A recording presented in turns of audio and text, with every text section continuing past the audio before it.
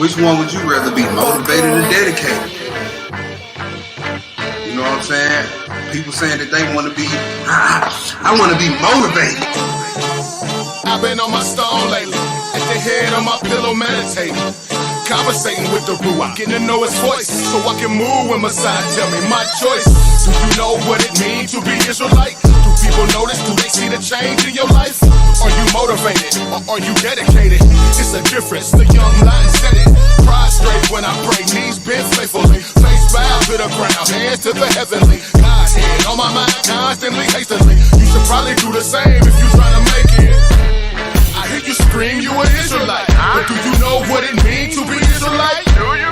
I hear you screaming, you an Israelite, but do you know the true meaning to be Israelite? Do you? I hear you scream, you an Israelite, but do you know what it means to be Israelite? I hear you screaming, you an Israelite, but do you know the true meaning to be Israelite? Do you? Do you know? Do you? Do you know? Do you? Do you know? Tell me what it means to be Israelite. In deep thought, seeing Christ in the scriptures, found him in the sacrifice over in Leviticus. Now messianic smash, cause they gotta witness this unfolding of the same Messiah that they kick against. I'm on one truth, one Christ, one blood, one sanctified sacrifice, one testimony, you better know it. One kingdom, hopefully I'm going. That's what I'm all about, hopefully it's showing. Every time I open up my mouth, I hope I'm glowing. Every time I open up my mouth, the scripture's flowing. Cause I got him at the head of my thoughts, see y'all knowing. I hear you scream, you an Israelite, but do you know what it means to be Israelite? Do you? I hear you screaming, you an Israelite, but do you know the true meaning to be Israelite? Do you? I hear you scream, you an Israelite, but do you know what it means to be Israelite? I hear you screaming, you an Israelite, but do you know the true meaning to be Israelite? Do you? Do you know? Do you? Do you know? Do you? Do you know? Tell me what it means to be Israelite. So you see, motivation is real fit. That's what I'm saying. It's basically a sugar rush. When you think about all your desires, basically a short-term sugar rush, right? But when the circumstances change, so does your motivation. But see, to somebody who's dedicated to the cause, the circumstances not gonna sway whether they stay on track or not. They gonna keep going. So I'm here to tell you today, it best be you rather be dedicated to this rather than motivated. All right. Are you dedicated or you motivated? Yes, sir. Shabbat shalom, everyone. Happy Sabbath. Peace and blessings to all on these platforms. All the platforms we have: YouTube, Facebook. I get But man, I'm feeling good this morning, man. Yes, sir. Hallelujah. This afternoon, wherever you are in this world, we're gonna be dealing with a subject today in Matthews. But before we get into it, y'all see the subject title. We're gonna be dealing in Matthews for the 22nd chapter, one that I missed. But before I get into all that, let's go ahead and open up. Let's go open up and then we're gonna get this work. Copy that. Yes, sir. Shabbat shalom, family. Shabbat shalom. So we'll be reading from Psalms 121. Mm-hmm. And it reads, I will lift up my eyes unto the hills, from which cometh my help. My help cometh from the Most High, which made heaven and earth. He will not suffer thy foot to be moved. He keepeth thee, will not slumber. Behold, he that keepeth Israel shall neither slumber nor sleep. The Most High is thy keeper. Yes, the Most High is thy shade upon thy right hand. The sun shall not smite thee by day, nor the moon by night. The Most High shall preserve thee from all evil. He shall preserve thy soul. The Most High shall preserve thy going out and thy coming in from this time forth and even forevermore. That was Psalms 121, family. May the Most High add a blessing to the reading, hearing, and the doing of his holy word. In the name of his only begotten, Yahshua HaMashiach, we pray and say amen. Amen. The Psalms. Yes, sir. Yes, sir. Once again, for those who just coming into the chat, into the room, Shabbat Shalom, family. We're going to be dealing with Matthew's 22nd chapter, the one that I missed. And how did I end up letting that slide by? I have no earthly idea. But the end of the day is still good evening. But we got to do a little refresher going back. This is kind of the 22nd chapter going into the parable of the marriage feast. And it's coming off of about the labors of the vineyard, because the Messiah was breaking down parables to his disciples. And we're gonna get into, there's gonna be different subjects in this 22nd chapter. The number one thing was the parable of the marriage feast. We're gonna deal with tribute to Caesar, and he also covered when Yahshua had to go ahead on and check the Sadducees and all the sect. He had to really check all of them, because all of them came at him. We're gonna look at that because we're dealing with this today, right? So when we get to that subject at hand, we're gonna deal with some of this stuff and relate it to who are they today, because it's the same players in play. These are the same players in play, okay? So let's go to Matthew, the 22nd chapter, put a marker there, because we're going to be in and out of that. And we're going to try to walk it down like we usually do and try to get some understanding in Yahshua HaMashiach. Yes, sir. Yes, sir. So like I said, this right here, 22nd chapter, it comes right off the 21st chapter. And the last parable was Messiah was breaking down the parable of the two sons. Mm-hmm. I'm saying, so we're gonna get into that. Let me go ahead and pull my screen up, and we're gonna go ahead and eat, family. You know how we do it. Let me see how I'm gonna do it like that there.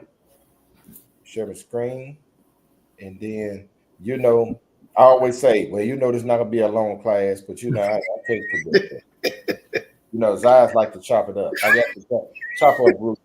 You got the right one. You see what I'm saying? Yes, sir. But anyway, let me get this straightened out. And then, man, we're going to go to work.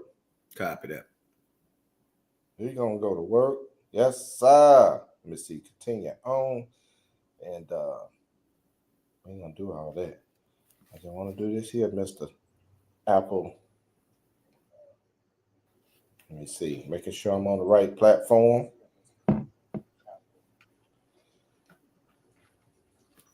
That's one of them days, man. This rain is on. We got us some nice rain today. Man, it is pouring right now. So yeah, it's coming on. It's coming on. It's coming on in. All right. So let's go ahead and we're gonna be in the 22nd chapter, family. First subject, we're gonna be dealing with the parable of the marriage feast. Okay. Mm-hmm. When you get it, Hebrew, go ahead and read. Okay, so verse 1. Matthew 22 and verse 1. And it reads, and Yahshua answered and spake unto them again by parables and said, the kingdom of heaven is like unto a certain king, which made a marriage for his son, and sent forth his servants to call them that were bidden to the wedding, and they would not come. Now hold right there. This is Messiah. We know this the Father preparing the feast, right? Yeah. And he said he sent for his servants to call them that were bidden to the marriage. Who were bidden to the wedding? It was Israel, right? That's right. So he sent them. This going, like I said, parallel with the labors of the vineyard. So how did these servants go out to call them? They had to go out in the vineyard. And who's the vineyard? The whole house of Israel, right? That's right. So he had to go out there. He said, but they would not come. Just like talking to the people in the vineyard. Yeah. He said they won't come. We be out on the streets. Y'all be out on the street. We be out talking to people at work. We not really talk to our family. You see, they won't come, right? We didn't talk to anybody that we get, especially starting out with the relatives. Right. Now we're going out into the highways and byways talking to them, right? We're gonna cover that. He said, but they won't come. But go ahead and read. Verse 4. Uh-huh. Again, he sent forth other servants, saying, tell them which are bidden, behold, I have prepared my dinner. My oxen and my fatlings are killed, and all things are ready. Come unto the marriage. He said, not only that, I just sent the whole nother wave of guys to go out there and talk. Yeah. Everything prepared. Got it laid out. Right. He already got everything laid out. He not sent the one. You won't listen to it, they won't come. So I'm gonna send somebody else to talk to you. Prophets. Priests. Your regular service, even all the way down to Yahshua take. That's what he's talking about right here. He even said the ones that I came to talk to y'all. Y'all still ain't come. But go ahead and read. Verse 5. Yes, sir. But they made light of it and went their ways. One to his farm, another to his merchandise. Man, check this out. Your house and all your housework around your house is so important that you don't survive. I got to, that's where I do all my lawn care and all this, that, and third. But it went to his merchandise. I get, man, that's why I open my business up on Saturday. All people come in on my business day. Right. You see what I'm talking about? That's the busiest day of the week.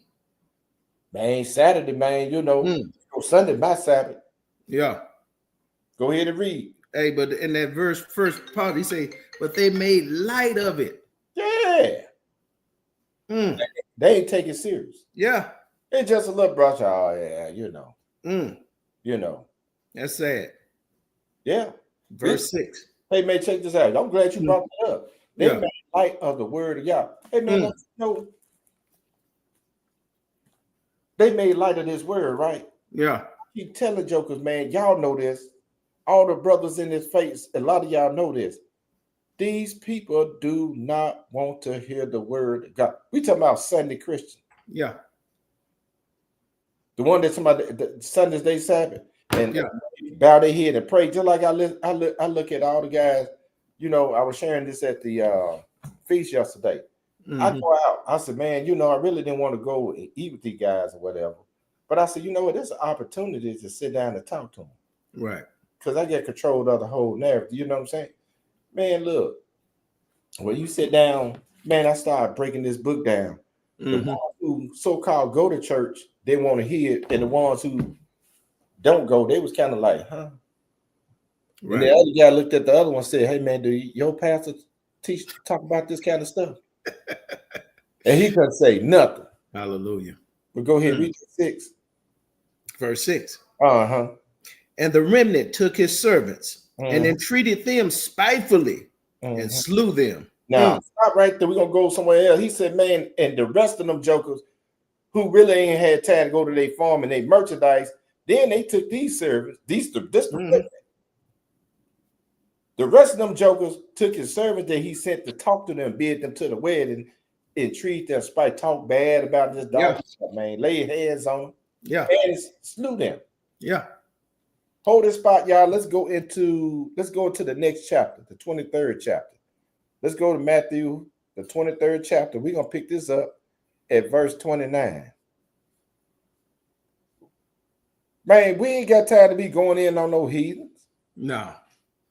And you know what? When we was reading earlier, you could see how the Messiah didn't go after no sets. He didn't go after none of them. They all followed him, trying to trip him up. He wasn't out there bashing them.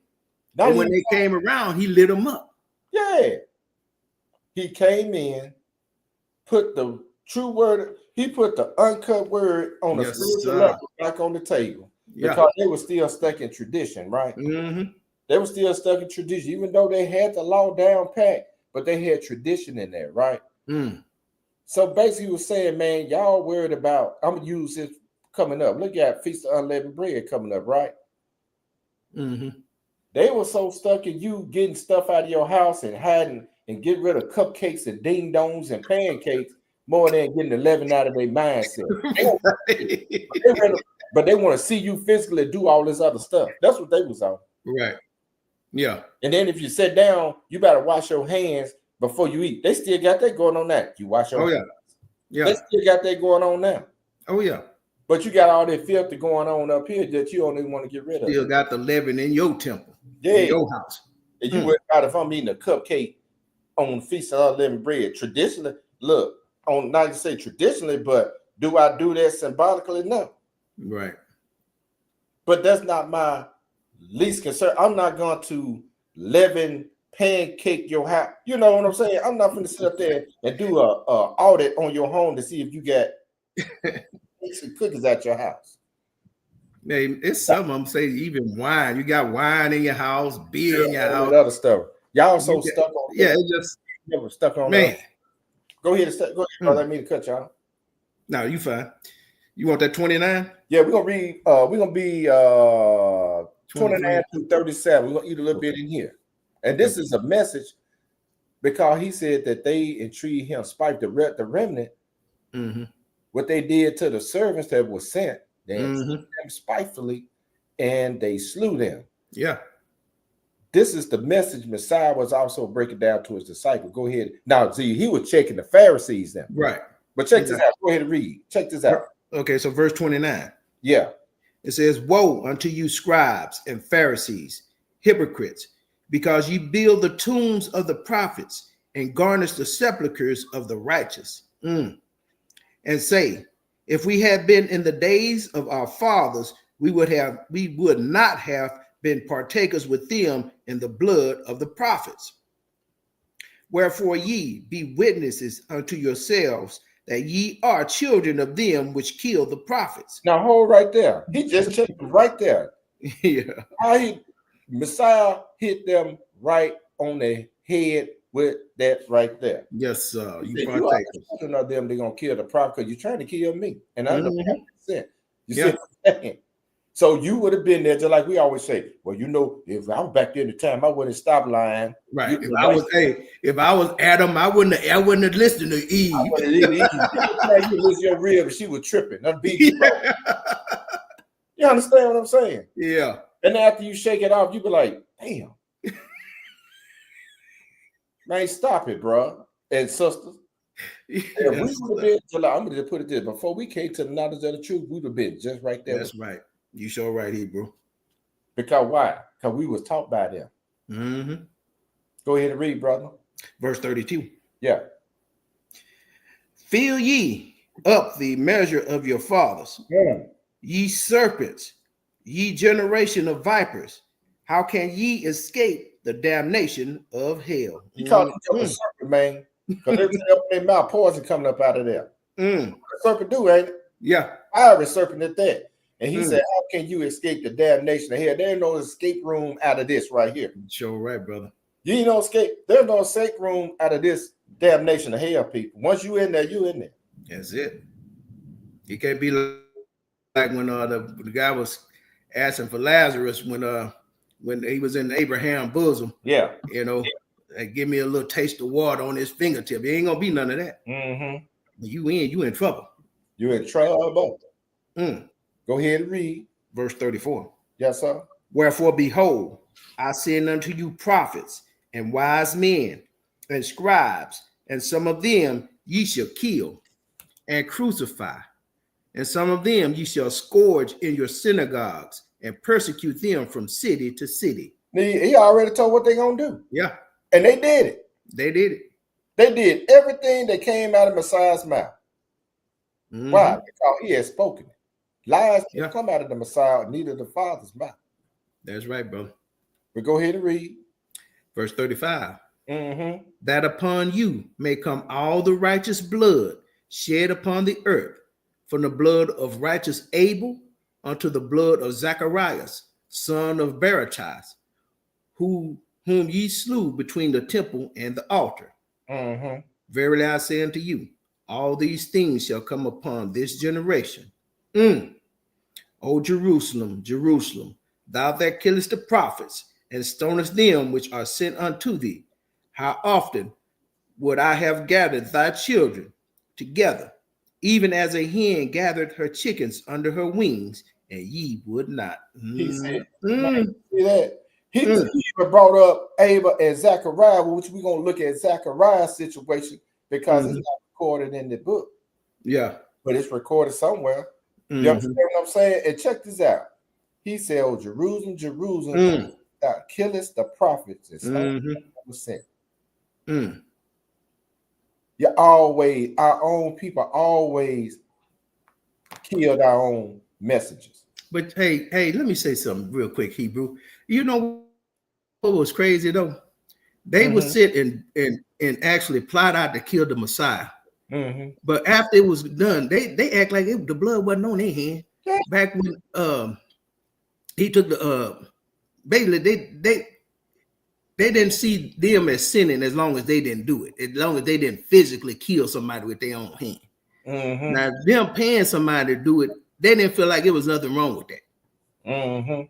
That's crazy. That's crazy, man. Just like the hitman. Yeah. As long as I don't do it, but you came up with it. Yeah. Sent them to be killed, just like David. That's exactly. Yes, sir. David, he wouldn't have sent the guy on the front line because you plotted this in your head. Yeah, you're right. Yeah. He never died or been killed had you went into his wife. That's right. Sent him on the front line. That's right. You how dedicated this man was, right? Man, that's a good point, man. Yeah. And then a lot of them thinking they're killing you, thinking that they're doing the Most High's business, just like Paul. You know, we go in there read into the apocalypse of Paul, right? And I told Paul, you were doing the work of the devil in Yahshua HaMashiach name. He thought he was doing the right thing, persecuting the church. Right. But you was doing the work of the devil. Check this out.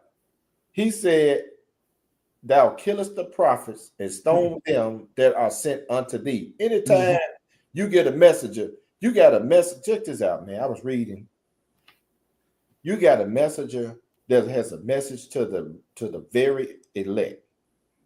It's a certain way how Messiah was talking to the very elect, and then he got these two different audience, right? You got one's going to be obedient to the Father, even Yahshua, and then you got this disobedient, rebellious, and wicked generation. You got to have two different tones when you talk to them, right? Right.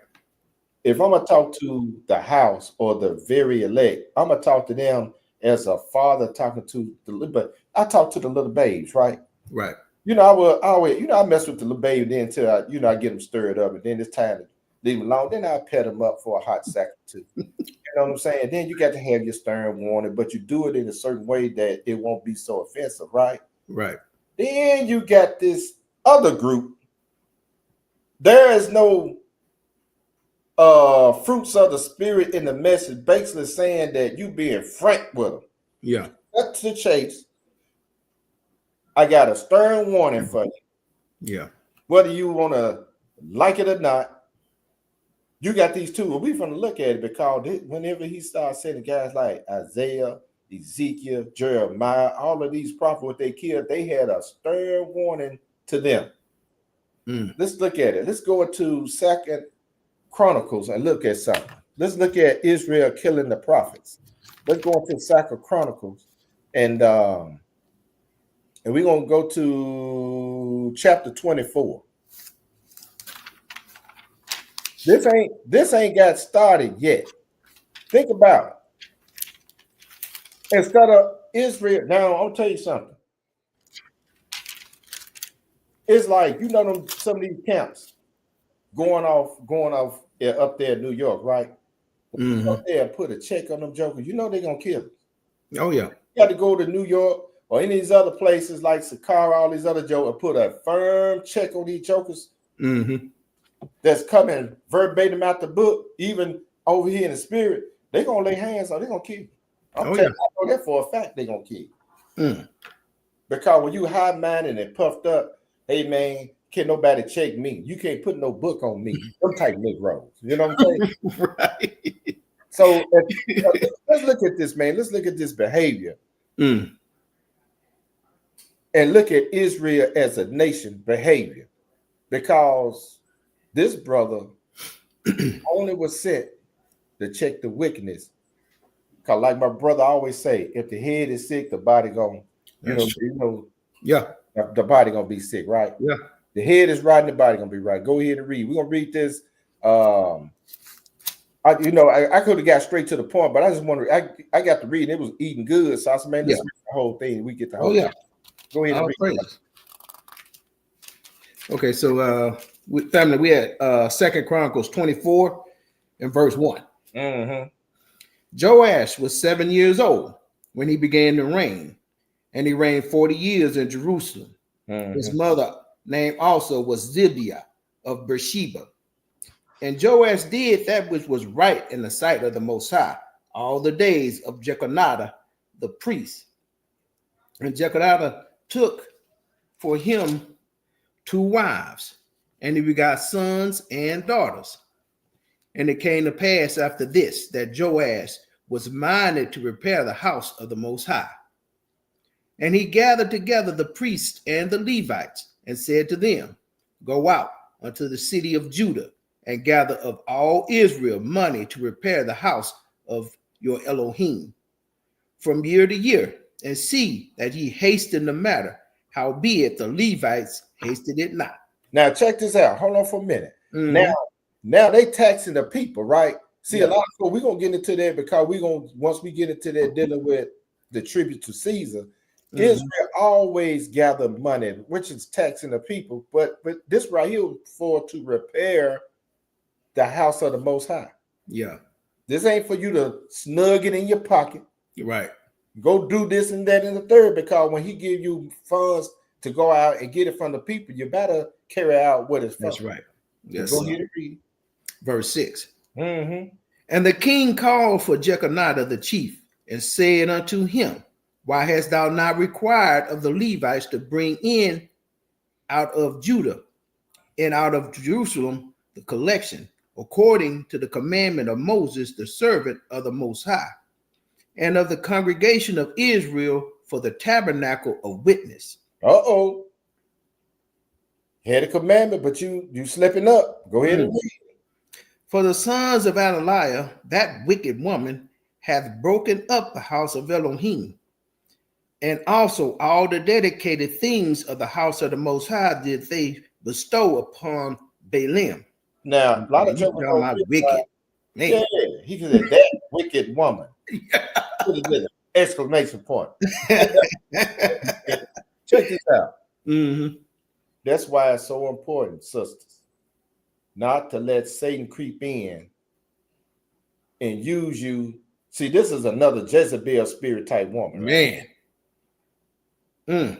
Trying to usurp authority. You get in there and you broke up the house of the Elohim. How did they allow? Let me look here. Let me say that. How do men or the priests them allow this to happen? Hey, this woman killed her own grandbabies. So they probably figured she had them killed too.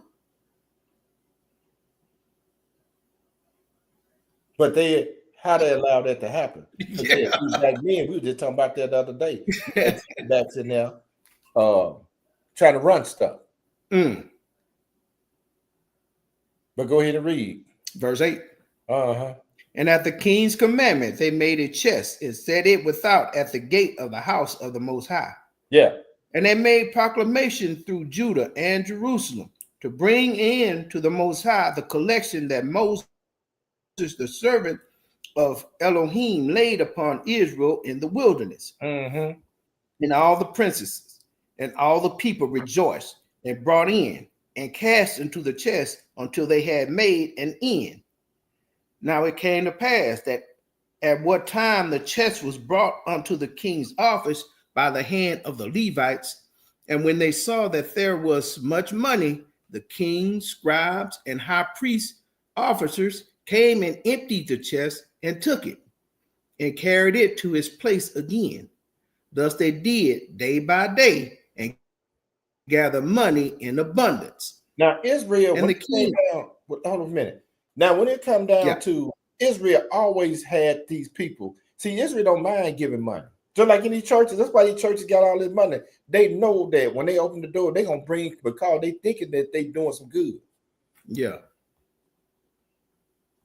That's why you got all these churches collecting all this money. They always collected money. You can see it right here. You don't think them preachers ain't really read into all of this stuff? They know about this stuff, y'all. Folks say that's not stupid. They'll read this right here. Well, you know what? Maybe we could put a chest up there. Man, them folks go drop it off. Yeah. If we You had- sure right. hey, we collect the money for this, that, and third. We don't ask people for any money. People volunteer to call us and want to give, because they see the work, right? Right. But the point I'm making is Israel never had a problem with being taxed until they come into this captivity. And we're going to deal with that we deal with their tribute to Caesar. Go ahead and read. Verse 12. Yeah. And the king and Jeconiah gave it to such as did the work of the service of the house of the Most High, and hired masons and carpenters to repair the house of the Most High, and also such as wrought iron and brass to mend the house of the Most High. And that was the money for. They got all this money because they're going to need the material and manpower. And they, and that's the thing. When you hire somebody, you got to pay these people. Yeah. So you had all of these people with these skill set, these men to come in with these skill set to come in there and do the work. They got to get paid. Yeah. But go ahead and read. Verse 13. Yeah. So the workmen wrought, and the work was perfected by them. And they set up the house of Elohim in his state and strengthened it. And when they had finished it, they brought the rest of the money before the king and Jeconiah, I can't say that right, whereof were made vessels for the house of the Most High, even vessels to minister and to offer withal, and spoons and vessels of gold and silver. And they offer burnt offerings in the house of the Most High continually all the days of Jeconiah. But Jeconiah waxed old and was full of days when he died, and 130 years old was he when he died.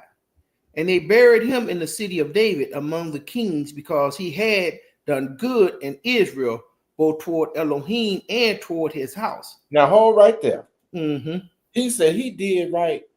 You see how good this good king, right? Yeah. He did good he said in Israel. Right. Both toward the Most High, even towards his own house. Yeah. That's a good thing, man. Oh, yeah. You can't have one in there do good and mess up somewhere else. You'd have messed the whole record up. You know what I'm saying? Oh, yeah. How could I so-called do good to the people in the community and do good towards the Most High, but I'm neglecting my home? How that work? Yeah. It starts at the house first, and then you work your way up, man. Yes, sir. Or I do good to the house and neglect the community and neglect the work of the Most High. Yeah.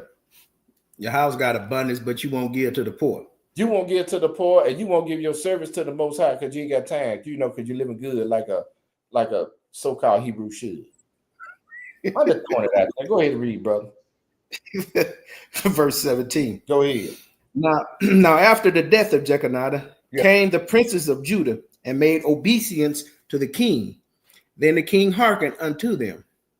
And they left the house of the Most High Elohim of their fathers and served groves and idols, and wrath came upon Judah and Jerusalem for this their trespasses.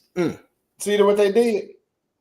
Every time. Look, after the death of somebody who did good, then here come this other clown. Yeah. Israel. See, when Israel got somebody over them that's doing good, they gonna do good. Yeah. What you mean by doing good? You can read that over and over. After Joshua, after the judges, after somebody, you know what I'm saying? As soon as they pass away, Israel go wild. Because they ain't got nobody holding them accountability, right? I'm gonna use it for an example. On your job, let's say that you got somebody like you had somebody over you that retired, and they kept you in line the whole time, right? Right. But the reason they kept you in line because that manager or that director or whoever, they know that, hey man, this person walked straight down the line with you. They didn't wave on either side, right? Right. So you didn't have no wiggle room to do your own will at work, right? Right. So when that person is gone, now he ain't got nobody over us. We can do what we want to do. And that's not the mindset of our people. Oh yeah. When the cat away, they'll play. Just like your parents. Your parents at home, you walking straight and there because you know Pops didn't play the funniest, nor did Mama. Right. But we gonna Pops and Mom going out of town for a week. We gonna do it the hell we want to do. And we'll, you know what I'm saying? Am I lying? Oh, you sure right. This is Israel. Yeah. Long as the one that's keeping them in line gone for a period of time, do the hell I want to do. Go ahead. This is what's going on right here. Check this out. Mm-hmm. Verse 19. Yeah. Yet he sent prophets to them to bring them again unto the Most High. And they testified against them, but they would not give ear. Hey man, if we read over there in this Matthew, he said, hey man, when you were being into the wedding, these jokers, they would not, he said, man, they took it light, they would not come. And now we see this went all the way back. This Messiah was dealing with the disciples. This wasn't nothing new. This is something Messiah been dealing with them for a long time. Yeah. It's just another generation of disobedient, hard-headed, stiff-necked people, right? Yeah. He said when the prophet came to check them, they would not give ear. We go ahead and read. Verse 20. And the spirit of Elohim came upon Zechariah, the son of Jeconiah, the priest, which stood above the people, and said unto them, Thus said Elohim, why transgress ye the commandments of the Most High, that ye cannot prosper? Because ye have forsaken the Most High, he hath also forsaken you. Stop right there. You see that? He said the reason why you ain't prosper because you forsaken the Most High. Yes, sir. That's why you ain't getting nowhere. But check this out. Go ahead, 21. And they conspired against him and stoned him with stones at the commandment of the king in the court of the house of the Most High. Thus Joash, the king, remembered not the kindness which Jeconiah his father had done to him, but slew his son. And when he died, he said, the Most High look upon it and require it. And it came to pass at the end of the year that the host of Syria came up against him, and they came to Judah and Jerusalem and destroyed all the princes of the people from among the people, and sent all the spoil of them unto the king of Damascus. Hey man, we're gonna read that again when we go back to Matthew, the 22nd chapter, because he said, when I sent them, y'all did this to my servant. He said, I'm gonna send my armies in on you, and I'm gonna make your cities wait. Did you think Most High, you think Yahshua sitting there, they sitting out here playing the funniest with? Because if you'd have done this is exactly what he was talking about.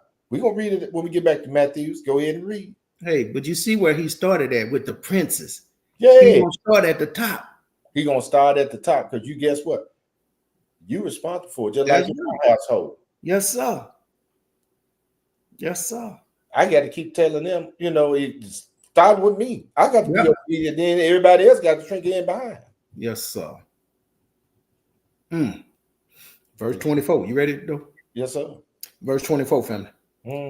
For the army of the Syrians came with a small company of men, and the Most High delivered a very great host into their hand, because they had forsaken the Most High Elohim of their fathers. So they executed judgment against Joash. And when they were departed from him, for they left him in great diseases, his own servants conspired against him for the blood of the son of Jeconiah the priest, and slew him on his bed, and he died.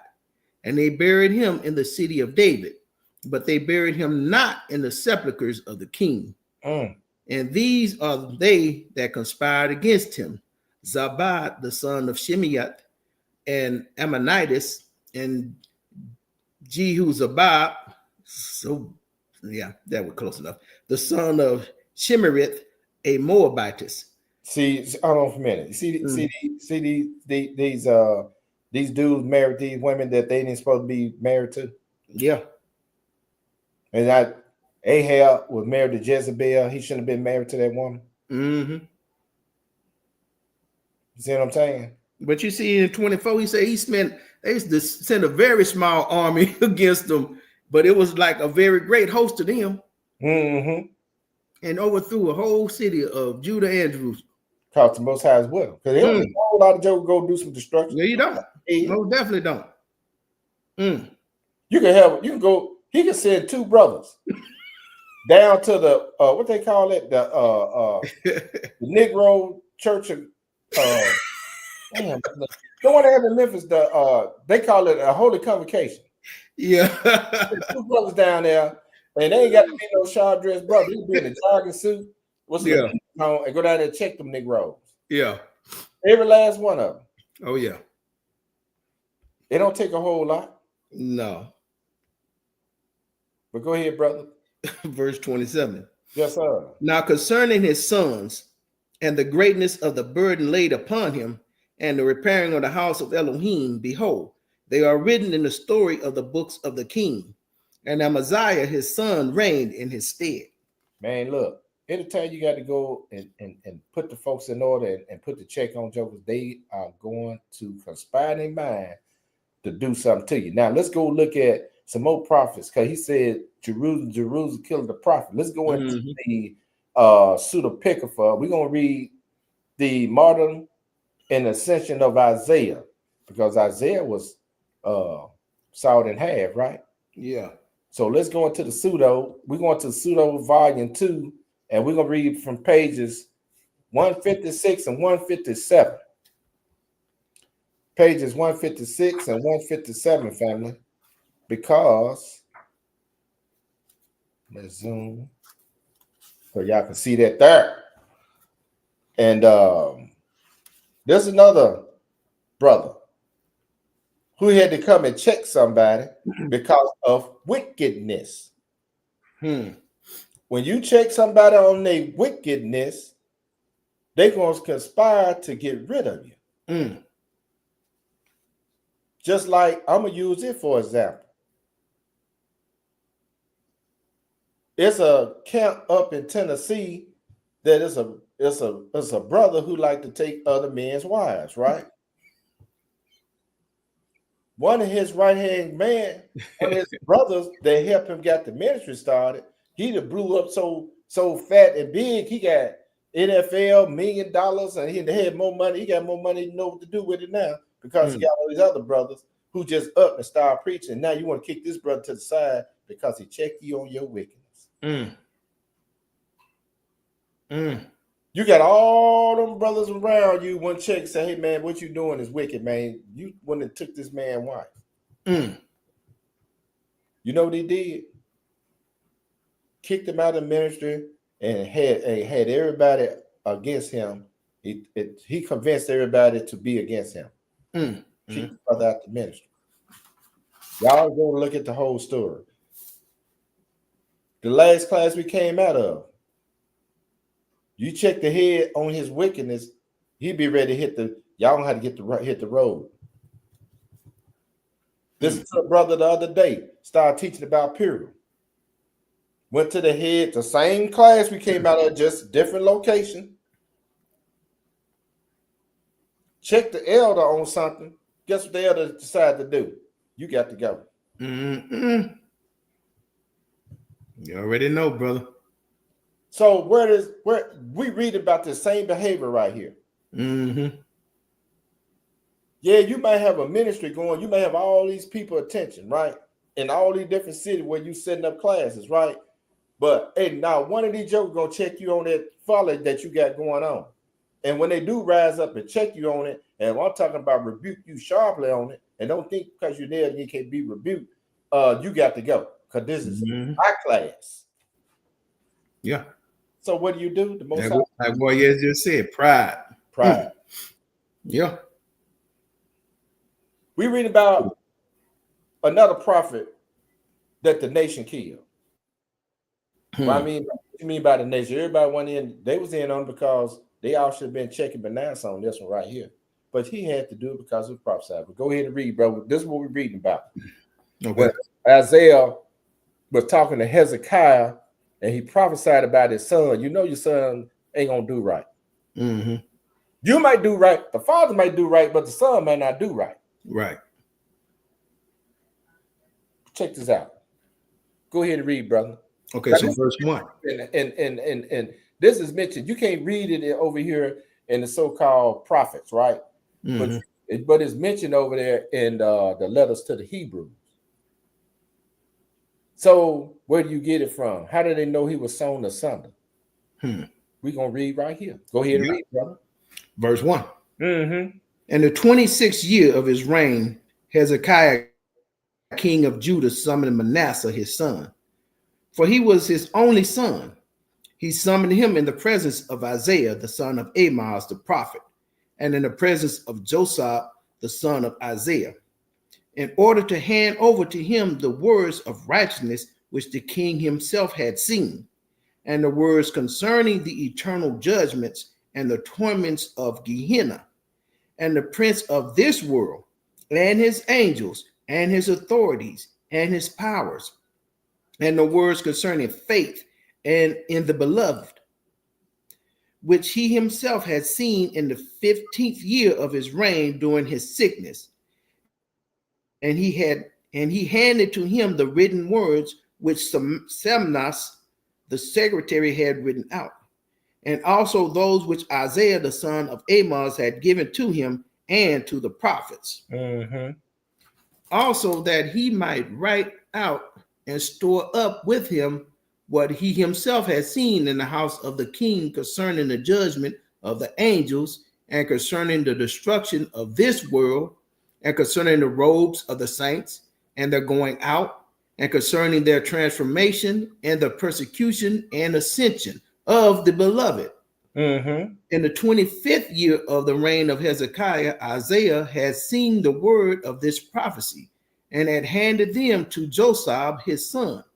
And while Hezekiah was giving his commands, with Josaph, the son of Isaiah, standing by. Hold on one second, family.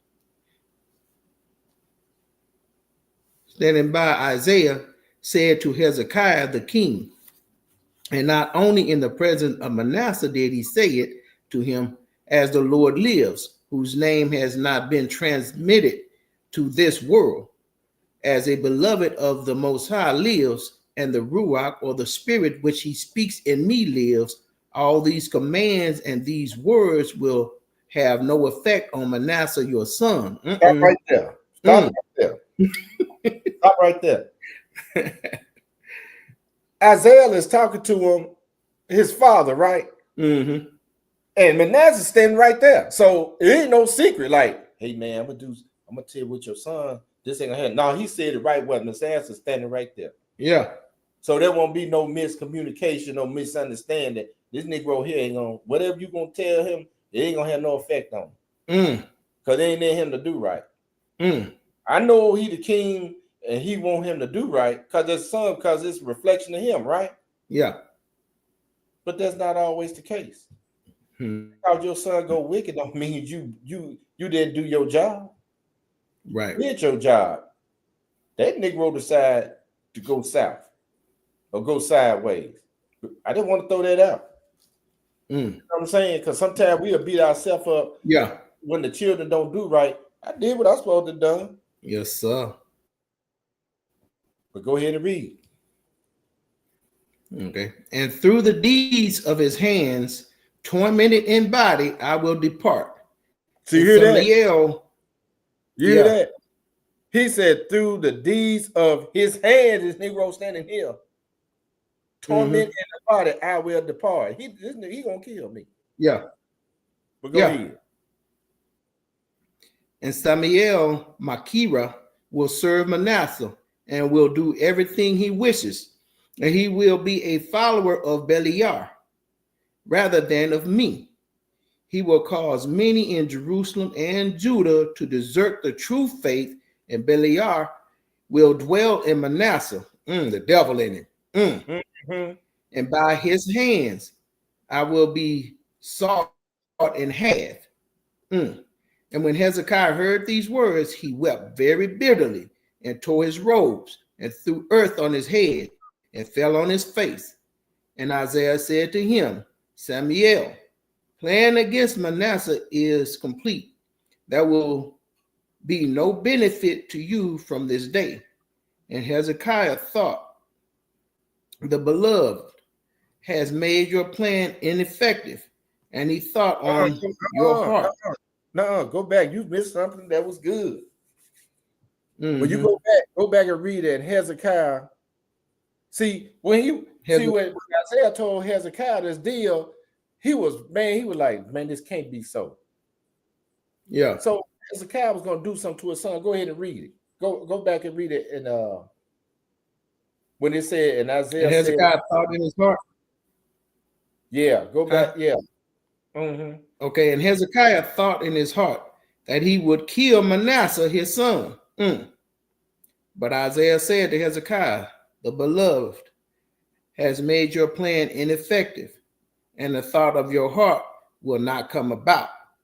For with calling have I been called, and the inheritance of the beloved will I inherit. See, check this out. He letting them know, hey man, even though that you got it hard, you want to kill your son for even coming up with some foolish like that. You know, he said, but the beloved, Yahshua ain't gonna let that happen because this is what I was called to do, to be a martyr. Yeah, I'm doing my job. Don't worry about me because I'm going to inherit of the beloved. I will inherit. I'm gonna be in Abraham's bosom. I'm gonna be with the Messiah. Don't worry about me. Yeah, I'm just letting you know what your wicked son gonna do. Y'all can read the rest of his own because he getting into about his wicked reign. I know he went over in there and called himself repenting and praying and all this other stuff. But at the end of the day, you got a track record every day, people. Mm-hmm. You know what I'm saying? He killed priests. He killed a lot of people. Just like, look, we're gonna just like Jeremiah. I just pulled this up because I try to pull something on Jeremiah, on the prophets, Ezekiel. Mm-hmm. Ezekiel was a stone, but this is what I pulled up on Jeremiah, right? It was saying that, and I try to get something more concrete, right? Like this here. It says that while the Bible doesn't explicitly detail Jeremiah's death, tradition supports by extra biblical sources suggests that he died in Egypt, possibly stoned to death by his own people. Yes, sir. After being taken there against his will. Because Jeremiah's job was to go and check the house of Judah. And see, the house of Judah, they were deeply in wickedness, in rebellion, in idolatry. So Jeremiah had to go and check. You go read, that's all the book of Jeremiah checking them jokers. Yeah. But when he came there to check them, hey man, it wasn't well received with them. He was checking them on their disobedience and everything. They checked them for 23 years, And he was on them hard and heavy. Yeah. And they got to a point where he was warning them jokers, man, about all of this, that idolatry they were doing. Yeah. Yep. And they stiff-necked because they had been prophesied that they were going to go in captivity. But you had them false prophets there telling them, you surely ain't going to go in captivity. And it's funny when Kyle was thinking about this one day, how, that the prophets stayed there, even though they stayed there to the very end, even up into being in captivity with Israel, Judah, whatever. You know what I'm saying? Mm-hmm. When they knew, and they probably could have left and got out of that situation. But the Most High kept them there right to the very end, just in case somebody maybe return. You know what I'm saying? We'll hearken to them, Right. Even like Ezekiel. Ezekiel had to go and check the leadership. Why you check the leadership? Because they was in exile, and he was checking them on an idolatry while they was in exile. And he was checking not on them, he was checking the leader because the leadership had everybody in idolatry, just like today. You look at it today.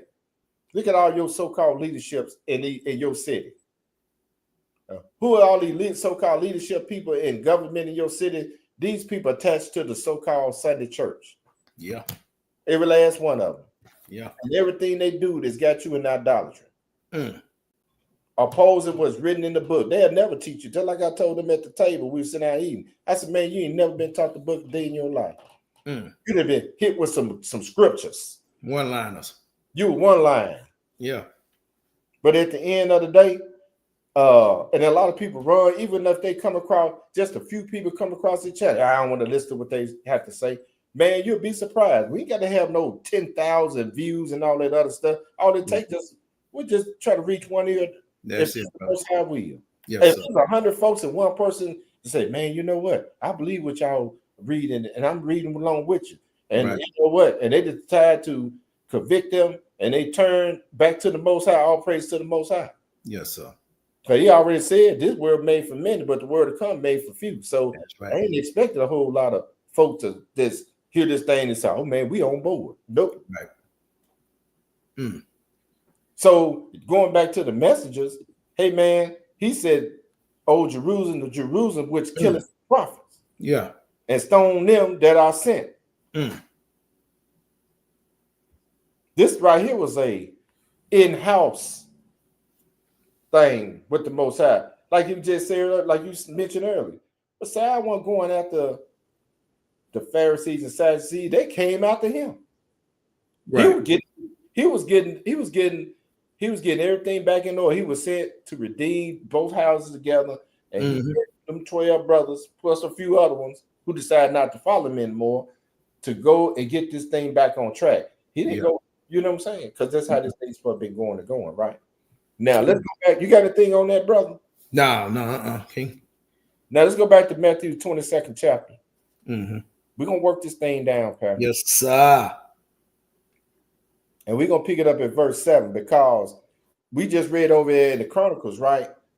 And when they killed the prophet, he sent the armies after them. Yeah. Did he not? Yeah. This was Messiah saying right here.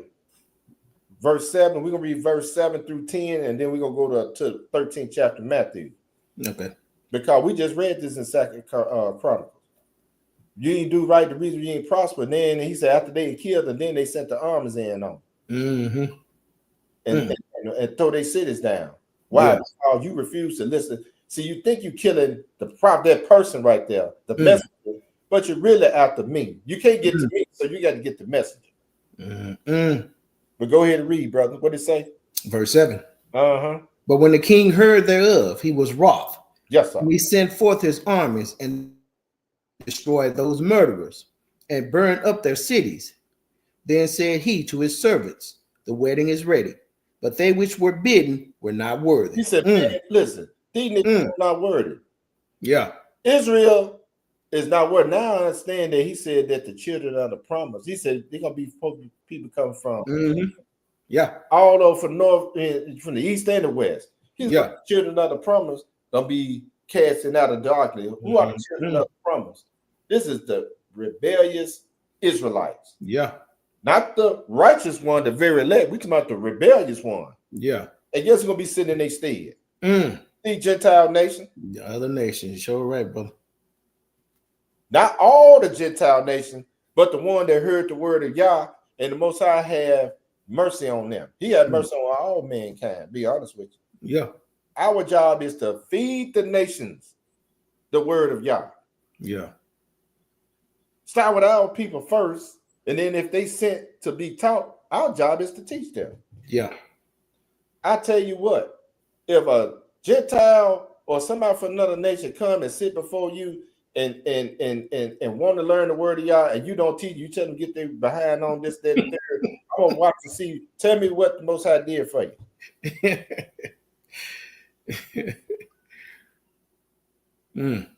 Cause your own family member ain't gonna listen to you. At least you have some type of conversation with them. Yeah. And I ain't saying all of them gonna come. I'm just saying that if he sent somebody from another nation, I know quite a few people from other nations walking this thing out. I see it all the time, especially the Asian woman. Where yeah, she all in. Yeah. Talking about getting ready for the Passover coming up and unleavened bread. She takes off. You don't see her. Yeah. But go ahead and read, brother. Verse 9. Yes, sir. Go ye therefore into the highways, and as many as ye shall find, bid to the marriage. So those servants went out into the highways and gathered together all as many as they found, both bad and good. And the wedding was furnished with guests. He said, man, go in the highway. I don't care who you bring in here now. Because the one that was, I bid to what they weren't even worried. I went to my own people first. They didn't want to show up. Now I'm telling you, you go out to the highways and you go and get as many as you can find. I don't care if they rotten as hell or they got good works going. Tell them to come to the wedding. And that's not what you do, brother. Or the team when they go out there and minister out there on Shabbat. Yeah. Oh, yeah. Joker could be on straight alcohol. You can smell alcohol on them before they get to you. Hey, man, you want to come to this wedding? You know what I'm saying? Get the hell out.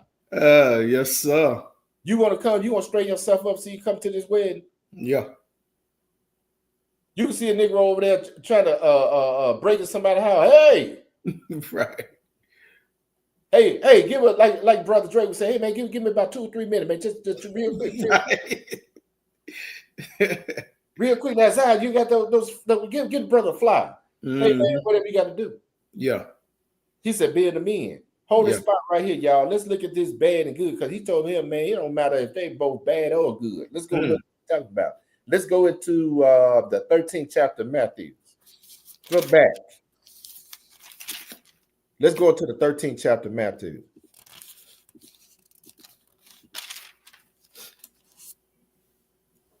And we're going to read verses 36 through 42. This is going to be another parable. Because this right here dealing with the parable of the tares, right? See, the Most High give it everybody a shot at this thing. Ain't nobody without an excuse, man. Yeah. I don't care who you are. I'm giving you a shot at it. You got a fair say, so you can never free-K me and say, well, man, ain't nobody never said anything to me. Yes, they have. Even when you in prison, you got the ones, he even send service to the prison house, or come out of physical prison down there and talk to you. Yeah. He sent them to, I know when I was at IOG, we had a prison ministry, right? They just go over to the prison, over there, talk to the young folks. They got them in these other prisons and stuff too. Why you think a lot of these jokers come out as Muslims and stuff? Or they go to so-called the white community or Gentile community, they come out being Christian because they have found the Lord. You know what I'm saying? And some of them, you know, some of them change from their ways. You know what I'm saying? But they still in idolatry at the end of the day. But the point I'm making is he giving everybody a shot, whether they good or evil. Check this out. Tares explain. We're gonna read verses 36 through 42. What did it say? Verse 36. Yes, sir. Then Yahshua sent the multitude away and went into the house. And his disciples came unto him, saying, declare unto us the parable of the tares of the field. He answered and said unto them, he that soweth the good seed is the Son of Man. The field is the world. The good seed are the children of the kingdom, but the tares are the children of the wicked one. He said, man, did he not tell me to go and whether they bad or good? Let them know. Yeah. Come in. So I'm letting them know that the ones that are of the good seed, the good ones are the children of the kingdom, and also get them the ones that the wicked one put out there. Let them know come too. Go ahead and read. 39. Yeah. The enemy that sowed them is the devil. The harvest is the end of the world, and the reapers are the angels. As therefore the tares are gathered and burned in the fire, so shall it be in the end of this world. The Son of Man shall send forth his angels, and they shall gather out of his kingdom all things that offend, and them which do iniquity, and shall cast them into a furnace of fire. There shall be wailing and gnashing of teeth. Now he said the Son of Man gonna send forth his angel. We're gonna read where he said his servants to gather them out of his kingdom. All things are fit, and then which do iniquity. Let's go into let's go back to Romans, the 22nd chapter. Excuse me, Matthew's. Let's go back to Matthew's into the 22nd chapter and finish what Messiah was telling about the wedding. Because somebody showed up at the wedding, y'all. He said, being them both good, he may go to the highway and byway, bring them. I don't care if they bad or good. Just tell them to come on. Right. This is a wedding that you want to come to, people. You want to be at this wedding, y'all. But check this out. We're going to pick it up at verse 11. Mm-hmm. Verse 11. Verse 10 say, I'm going to read it, then we're going to get to verse 11. He said, so those servants went out into the highways and gathered together all as many as they found, both bad with the wicked one planted and good, right? Mm-hmm. The children of the kingdom, and the wedding was furnished with guests. Yeah. Now, since you're here, go ahead and read, brother. We're going to read verses 11. We're going to read it on 3. Go ahead and read. Verse 11. Mm-hmm. When the king came in to see the guests, he saw there a man which had not on wedding garments. And he said unto him, friend, how camest thou in hither, not having a wedding garment? And he was speechless. Hey, man, check this out. Man, when you showing up, man, just like that, you can't come as you are. That's what they say. You know, come as you are. You can't come as you are up in here. So right, brother. Man, you don't have on a right. comment. And the man couldn't say not a word. Go ahead and read. Verse 13. Then said the king to the servants, bind him hand and foot, and take him away, and cast him into outer darkness. There shall be weeping and gnashing of teeth. For many are called, but few are chosen. He said, man, look, Messiah, we just read, right? When Messiah said, hey, he broke that tears down. He said, son of man ain't gonna tell the servant come and band the joker hand and foot and get him out of here. That's what we're reading right here. See how they both go together? Yeah. Well, all we doing is being the folks in so they can have it's just a witness against people, man. Right. So like our family member, it's just a witness against them. Yeah. Man, come to no marriage. Y'all come on. That man is good. The man, hey man, the father got the oxen and the fatlings together, which is his bird. Well, there's some good eating right here, ain't it? Yeah. It's the fatty, which is the best, the fattening. You know it's decked out. It's decked out and everything. All you gotta do is just come to the wedding and feast with the Most High, His Son, and His servant. Right? Have on the right garments, though. You gotta have your mind. Yes, sir. You can't come in there filled as hell. Talking about you can turn up. That's when he gonna crash you in the outer dog. In other words, yes. You know, like we tell folks, you come to the feast days, we gonna throw you head first. You gonna get head first security to throw you up out of here with that. Yes. That's the reason why a lot of folk can't come, don't want to come, because they know we ain't playing the funniest. We ain't so harsh, brother, but we got to cut out foolishness even within our own assemblies, man. Oh yeah. Because we got our children raising up. We ain't expose our children to that type of behavior. I want to say something, but it's Shabbat. That's the N-word S. Ain't nobody trying to deal with that foolishness. Right. He said, for many are called. There's a whole lot of people that have been called in this thing. Yeah. You're going to choose a few. Yeah. Because you sitting up in here in Israel or so-called on a Shabbat day saying that you keeping or honoring the Shabbat, but you really, a lot, man, how often, just think about it, man. How often then a lot of folk pollute the Sabbath with their own personal stuff? Even in thought. It ain't got to be, you can have some old folly and foolishness going on in your mind. And you supposed to be in a spiritual war. Because I don't know about y'all, but there'll be some folly be trying to pop up in here. I got to do some sharp rebuking. Absolutely. Yeah, I was telling somebody a while back when I very first come into the truth, how every Shabbat I would get attacked, even in my dreams. I was talking to Yaakov actually this morning about that. You know what I'm saying? And there's Satan always wants you to defile it and be filthy in it. Woo. You know? Yes, sir. Eventually you just give up on it, you know? And it always starts on a day of preparation. Yeah. You do. Just before Shabbat come in, hey man. Yeah. That's when it start getting attacked. Yeah. Look at that nigga. He think he know everything.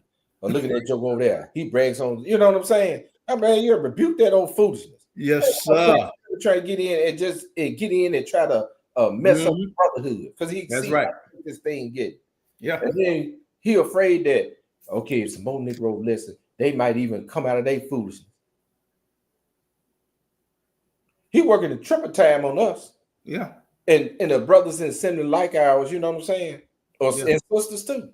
He working he know a house divided won't stand. So that's his main thing, to divide us, you know what I'm saying? Right. Cause a distinction between, especially on the Shabbat. If he can get us to do it on Shabbat, we done. And to our sisters, man, we know Satan always attacking y'all because y'all leave the door wide open sometimes. And this ain't no picking on y'all. This is keeping it 1,000, and that's his playbook. Yeah. Yeah. Y'all got to shut some stuff down. Y'all shouldn't allow certain things to come in. With the children, same thing. If I'm over here at peace, leave me at the peace, because you don't know what I'm over here meditating on. You know, you be quiet, Joker. What's wrong with you? You quiet. Yeah. I might be meditation on something. I might be in commune. You know what I'm saying? Yes. Besides, one thing, I'm gonna just keep it real. I love getting up early in the morning. Because there's quietness, right? Yeah. But I got it from Yahshua because Yahshua got up early in the morning to get some quiet. When his disciples lay down, you know what I'm saying? You have to have that quiet time to get that. Sometimes you be getting instructions, right? Right. Or you might be getting checked in the spirit. Hey, you need to work on this. Yeah. It's many mornings, 2 or 3 o'clock in the morning, I've been getting up. Yeah. That's the thing, you know. He said, because you sitting up here, but a few are chosen. I invited you in, but you didn't make the cut. Why? Your ways. Go ahead, brother. Now let's get into the tribute. Now he had to break that down about the marriage feast, but that part went into chapter 21. It just rolled over into so-called chapter 22. And I would try to keep it in chronological order, man. This whole gospel. But somehow I didn't jump this one and went over to chapter 23. But it's all good. Now let's get into tribute to Caesar. Okay. Now here come the Pharisees with they folly again. See, it's just like the devil, even in your mind, just like we just talked about, right? There's a season where Satan was trying to enter in and put folly in your mind, especially on the day of preparation. Yes. So hoping that you will feast on that folly and bring that folly into Shabbat, which Shabbat's supposed to be today, right? Yeah. It's the same setup. Here come the Pharisees. You know, they hit Messiah and they'll back off on him for a while, and then here they come again like the devil, right? But check this out. We're going to read verses. Now, to go ahead and read. Okay, so verse 15. Yes, sir. Then went the Pharisees and took counsel how they might entangle him in his talk. Yeah. And they sent out unto him their disciples with the Herodians, saying, Check this out. Now, these Herodians, let's look up what these jokers. Because I think I pulled it's not a whole lot. Only thing they was all in on Caesar. They were part of Herod. Herod was under Caesar command, right? They was all in, just like you got your Al Sharptons, Jesse Jackson, all these so-called, all the ones that went up there and tried to beg the president for specific rights. Yeah, them jokers, all your so-called church leaders or your so-called community leaders. Yeah. These are Herodians today. Yeah. Go ahead and read, brother. So it says the disciples with him were Herodians, saying, Master, we know that thou art true and teachest the way of Elohim in truth. Neither carest thou for any man, for thou regardest not the person of men. Now they already know the Messiah. They done broke it down. You keep it 1,000. One that sit around and all into who's who. Unless Messiah didn't care about your social status. Right. Whether you had money, where you poor. He was Right. straight out the line with you. At least they recognize that. Because how do they know all this stuff? They've been sitting up there watching the whole They've time been watching him the whole time. and seeing how he moved. Then they sent their little so-called sneak, your little they sent their little agents down and they shot everything down. Oh yeah. I didn't care when you were poor, he treated everybody the same. That's the mindset we're supposed to have. But do we do that as believers of Hamashiach? I don't think we do that all the time. For some. You better start trying it, because I'm telling you, it's gonna be called on you. Man, I wrote a red card. I'm gonna keep it real. I wrote Yes, a red card out for them jokes for the ones Yes, on the street before these other folks who call this the who's who. I'm speaking for myself. All this VIP foolishness. Go ahead and read, brother. Okay, 17. Yeah. Tell us therefore, what thinkest thou? Is it lawful to give tribute unto Caesar or not? But Yahshua perceived their wickedness and said, why tempt ye me, ye hypocrites? Show me the tribute money. And they brought unto him a penny. And he said unto them, whose is this image and superscription? They said unto him, Caesar's. Then said he unto them, render therefore unto Caesar the things which are Caesar's, and unto Elohim the things that are of Elohim's. Man, he let them know Caesar in rulership. Right. He got control over all of this tangible stuff. Give Caesar his stuff. Right. You belong to the Most High, Israel. Render things that belong to the Most High. Why don't you return back to the law, statute, commandments? Yes, sir. Why don't you do right by the people? Why are you worried about tribute money? Check this out. Let's go, hold your spot here, family. Let's go into Romans chapter 13, because Israel always played true. Because you know the thing about it, a lot of jokers think that you Israelites, y'all don't like to pay taxes. Who's have you ever heard that? I've heard a few people say, I'm like, who told you that? And then they got a problem with Negroes on the corner up there in New York. Yeah. You get a lot of bad stuff coming out of there. Let's go to Romans chapter 13. And this is Paul talking to the church in Rome. Because he knew in the law, it was saying, basically was saying in the prophets, it was telling them, man, you better put your neck under Nebuchadnezzar and his son. Because if you don't, I'm going to crack your head wide open. So when we up under punishment, we got to be subject to this government, long as it's not transgressing the law. Right. They can't transgress the law on the remnant. Because when they do, Most High cracks their head. Now, I'm going to use Mr. Trump, which is the president of the United States of America, right? Mr. Trump knows not to mess with the children of Israel. Don't think that man's stupid because he let stuff fly up off his lips. Mr. Trump is not at war with the so-called Negro community. He is at war with Canadians and Mexicans. For whatever reason he's into it with them, that's their business. Ain't got nothing to do with me. Yeah. If you want to send the ICE agent to collect for collection, so be it. Because at the end of the day, whatever is planned for the so-called Negro community, the Most High already got it. That's right, bro. At the order set. Yeah. And this is for the rebellious, not the one, the righteous one. He would never touch the righteous one. Yeah. You can read it all through the book. I don't flinch. I'm not fretting on none of this fools.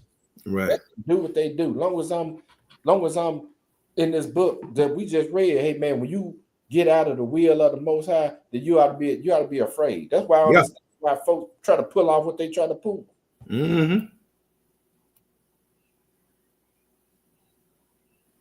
But Paul sitting up here telling the church at Rome being subject to higher power, okay?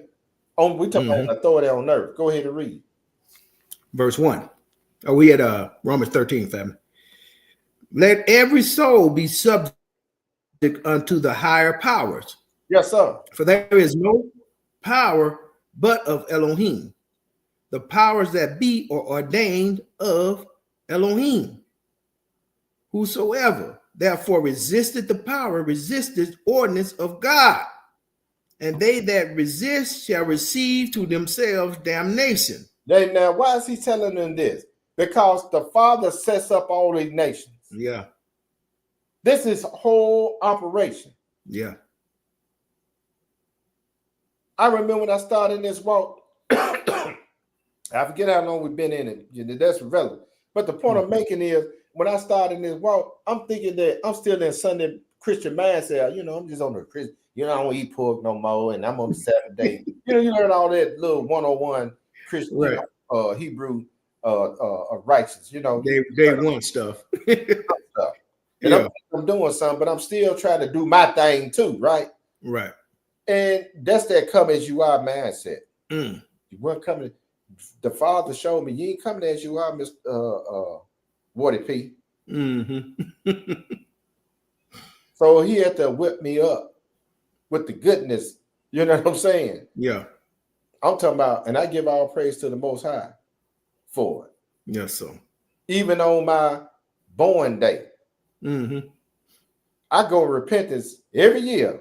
Mm-hmm. The day I was born, for all the foolishness I done, and that's the Most High. I appreciate you allowing me to continue on, but I repent on that day. Yes, sir. Everybody else want to celebrate with candles and cakes and all this other stuff. That's what I do. You know what I'm saying? Yeah. So, hey man, you about to put your neck up under this king that set up. Yep. Yes, sir. All he's saying is be subject unto them. Just like the police pull up. You ain't got to, yes, no, you ain't got to get crazy. Why you pull me over trying to act like these heathens? Right.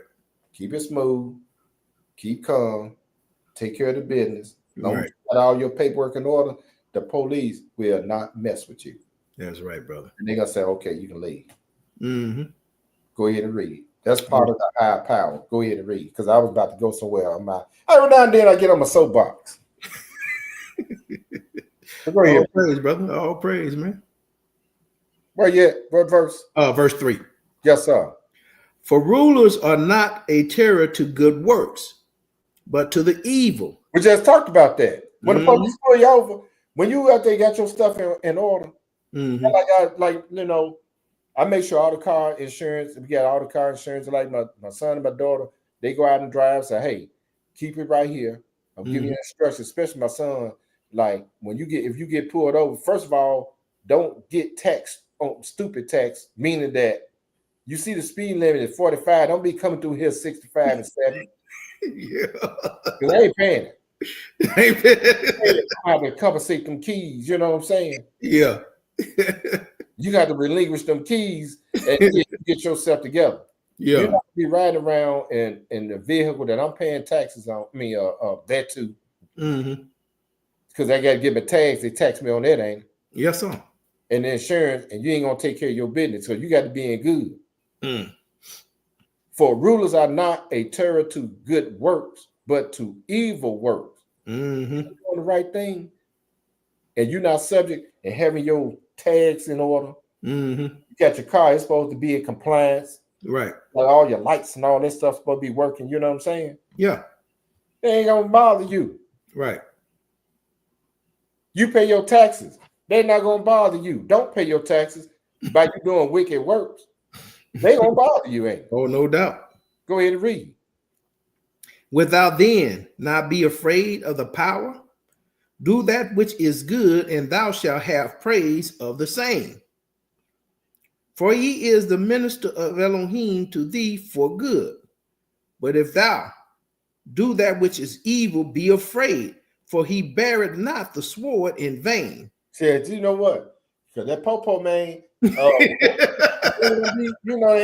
ain't too damn shy to put that pistol on you. Show away, brother, and use it. You call them a minister, a servant. Yeah. Because somebody got to keep these Negroes in check around here. Go ahead and read. For he is the minister of Elohim, a revenger to execute wrath upon him that doeth evil. Wherefore ye must needs be subject, not only for wrath, but also for conscience sake. For this, I'm sorry, for this cause pay ye tribute also, for they are Elohim's ministers, attending continually upon this very thing. Now he telling them, not only you do good by going about your daily activity and obeying laws, signs, and all this stuff they got going on, that stuff not going to hurt you. Right. But he said, also pay tribute, pay your taxes, Negroes, and stop all this sovereign citizen foolishness. I remember a young brother that I can't, I call him brother because he just don't know. But the point was, when I was working with the city, man, this young dude told me, man, I ain't paid my taxes in 6 years, man. And he bragged about it, man. Man, the host of him about with him, man, he was bragging about he was talking about he ain't paid his taxes, right? I said, man, why you paying? Man, you know what? They came up that conspiracy theory, right? Man, taxes legal and this, that, and the third, and man, that's why I don't pay mine. Man, don't you know, a year later, the IRS sent the Negro a letter and he was trying to find somebody to do his tax. I said, listening to the wrong person. He knew about the Israelite walk too. But he was dealing, I don't know what he was. I don't know if he was a half Muslim Israelite. I don't know what he was. One minute he talking Israelite-ish, and then he talking Muslim-ish. Go ahead, brother. Confused, sound like. Confused like a mug. But I know when he got that letter of get right. Yeah. Because believe me, they'll start telling you, we're going to tax you. We'll come take your house, your cars. Hey, when you get paid, they'll take it out your check. You believe me, they'll get at you. Oh, yeah. I think they started to do that at that time. It was without notice. Yeah. And Negro hurry up, try to get him some tax. What they call a CPA to try to get them tax. Yes, sir. Go ahead and read, brother. Verse 7. Render therefore to all their dues, tribute to whom tribute is due, custom to whom custom, fear to whom fear, honor to whom honor. Owe no man anything but to love one another, for he that loveth another hath fulfilled the law. Y'all heard that? That's all we should owe one another. Yeah. The true love. You know what I'm saying? Yes, now let's go into, you got something, brother? No, good. Now let's go to Matthew chapter 17. Look at it some more. We talking about these tributes, right? Because if Messiah not paid it, we should pay it, right? No doubt. Let's go to Matthew chapter 17. We're going to pick it up at 24.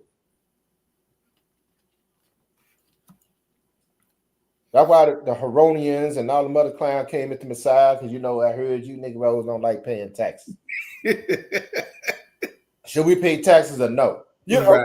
Everybody asked, because if you go back and read into like the essential writings of Josephus, right? Even though that the Heronians them didn't have a problem, it was the Pharisees and all of them. They had a problem with seasoning, right? Yeah. But they didn't want to pay taxes. But you go in there read in there, because they would see what they did where they came in and taxed the people, and they wanted to tax the temple. And they would they sure didn't want to hear that then. No. That's why they wanted to hit the temple. And they were talking about the aqueducts that they were running clean water through the towns of Jerusalem. Right. So that's what during the time. This is during the same time when Messiah was there that all this stuff was going on. If you go in there and read the essential writings, right? Yeah. So they decided. They said, well, one of the procreators said, "Hey, man, y'all need to tax y'all people so we can build this aqueduct water system going through Jerusalem. Y'all had clean water." Yeah. Because they were still going out pumping it out the wells, right? Right. But they didn't want to do it. So while Messiah was there, they wanted to hit Messiah up on the tax thing.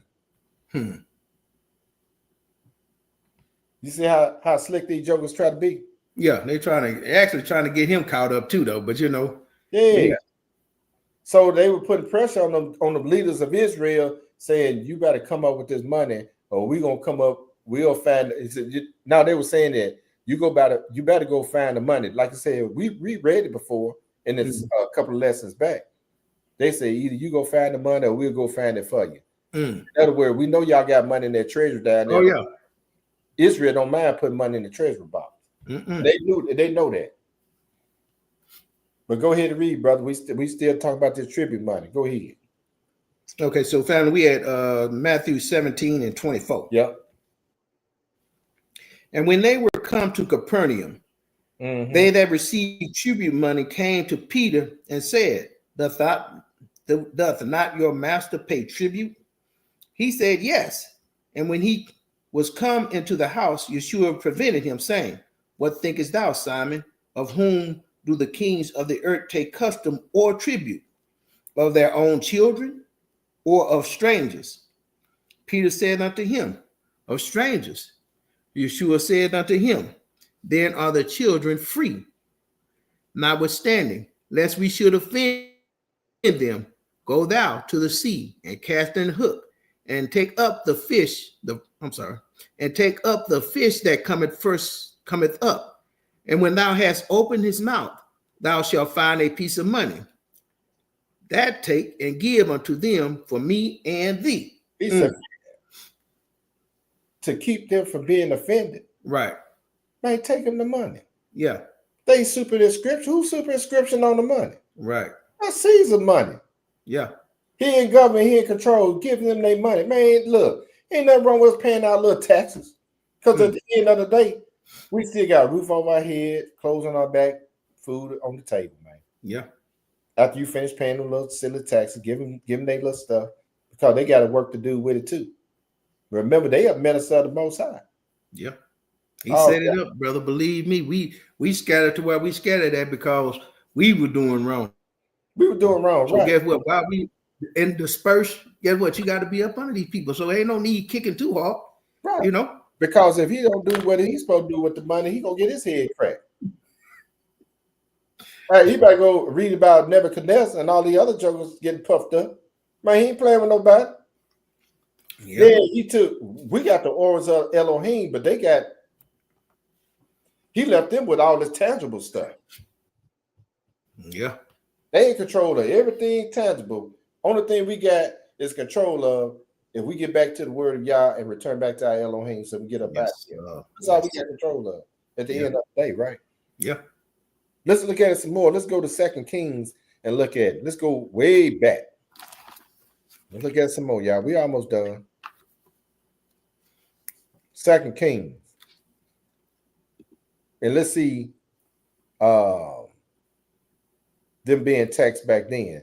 2 Kings chapter 23. Let's see what Israel was they paying taxes back then.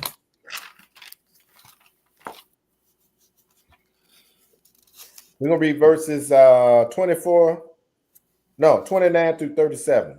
2 Kings chapter 23.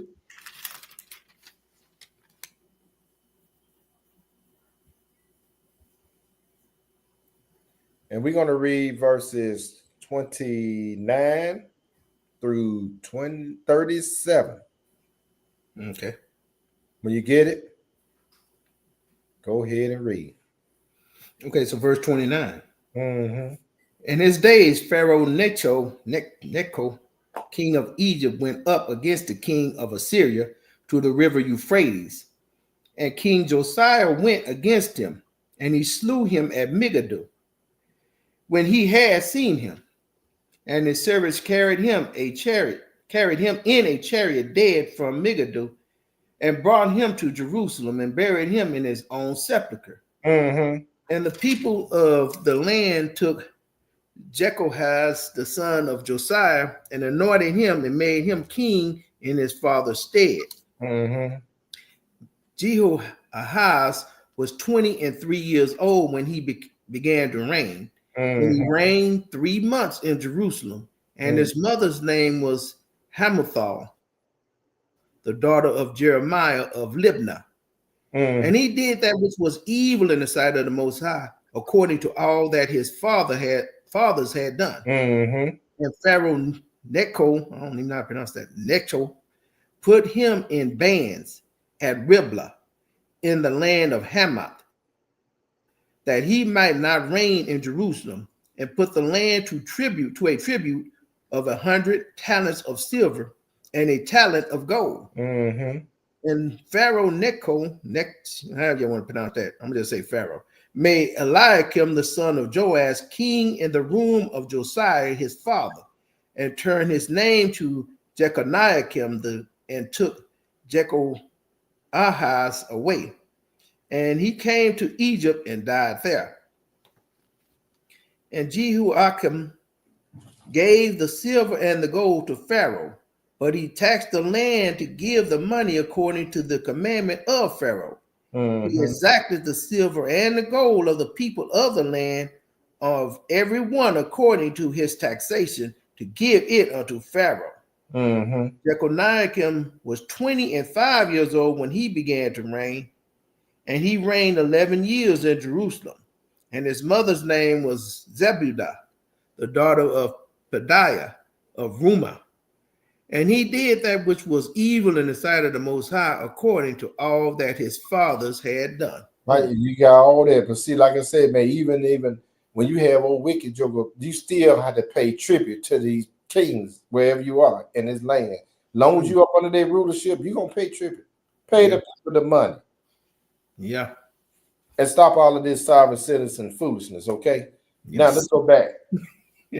Let's go back to 22nd. I just want to give a couple of little examples out of that. Praise to the Most High, brother. Just want to send you videos about taxes and stuff. Man, stop.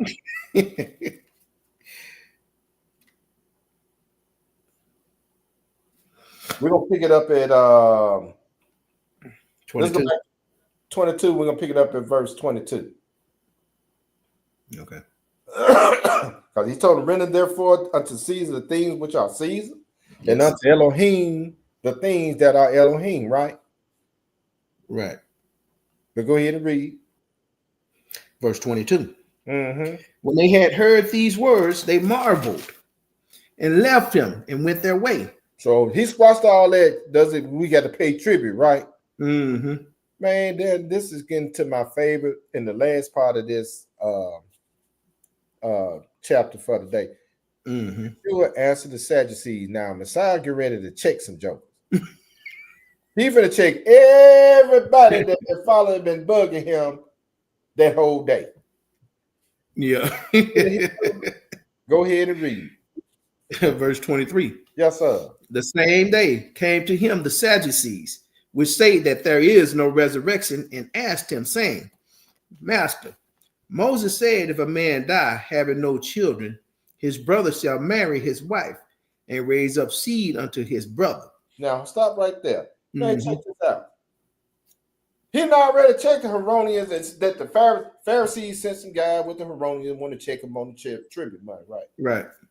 Now, here comes the Sadducees with, they already don't believe in the resurrection. Right.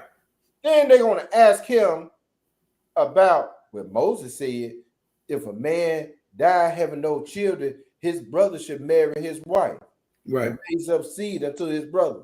They trying to trap him again, ain't it? Yeah. Y'all hold this right here. This was a practice in Israel. Yeah.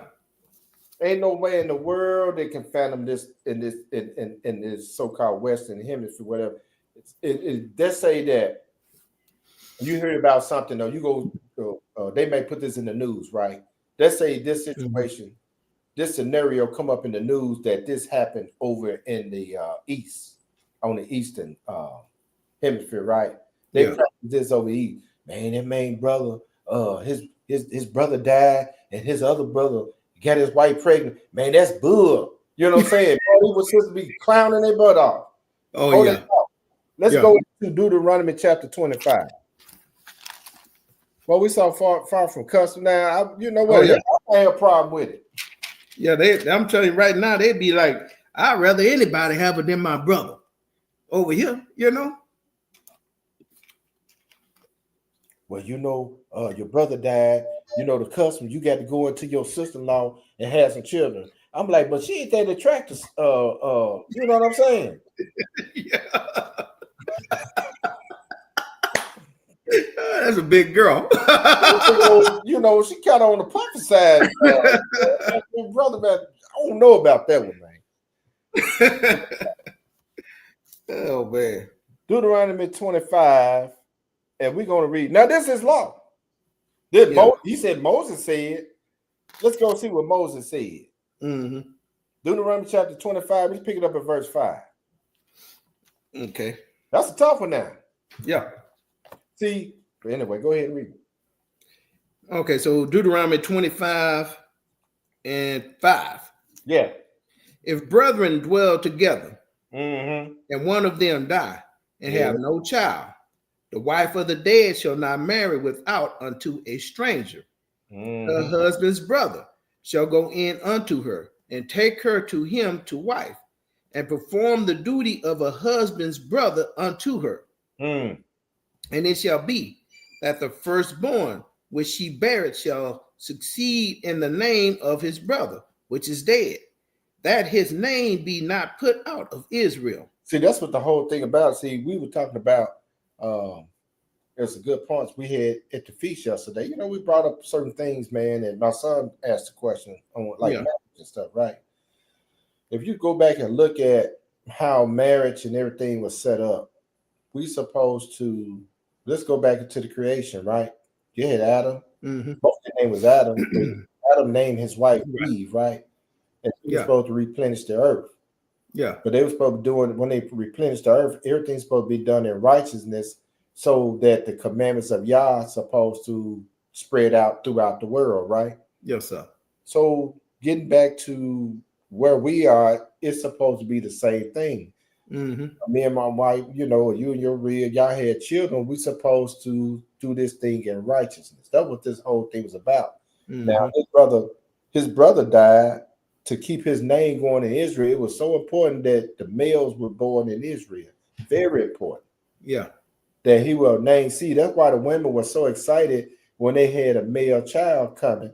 They said, mm-hmm. They got a male from the Lord, because it was certain instructions. That seed keep going.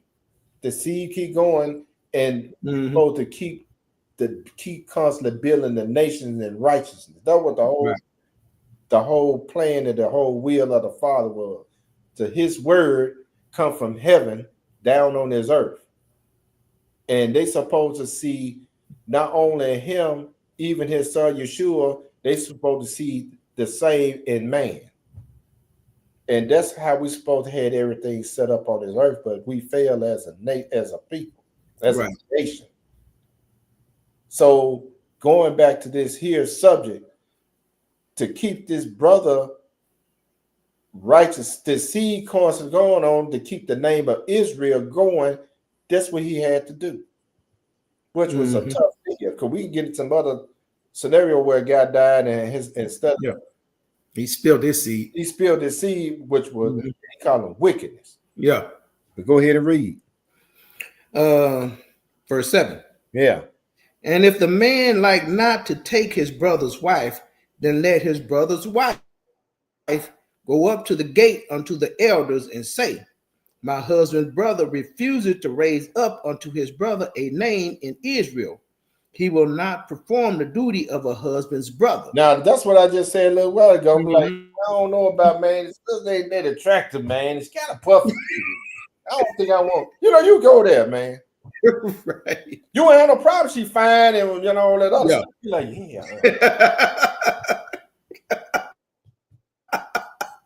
But he said, man, if you was then hey, this was yeah, you wrong for that, kid. Yeah, what it is. Go ahead and read. Yeah, ain't got no problem if she fine. You got no problem. Yeah, man. Let's keep it real. The brother who spilled his seed, he was listening to his mama because his mama didn't want him to do it. That's why he went and spilled his seed. But who told his mama? Was it the devil whispering in her ear? Yeah, that sure was. The message had to get to him, and he obeyed it, did it? Yeah. But go ahead and read. Verse 8. Then the elders of his city shall call him and speak unto him.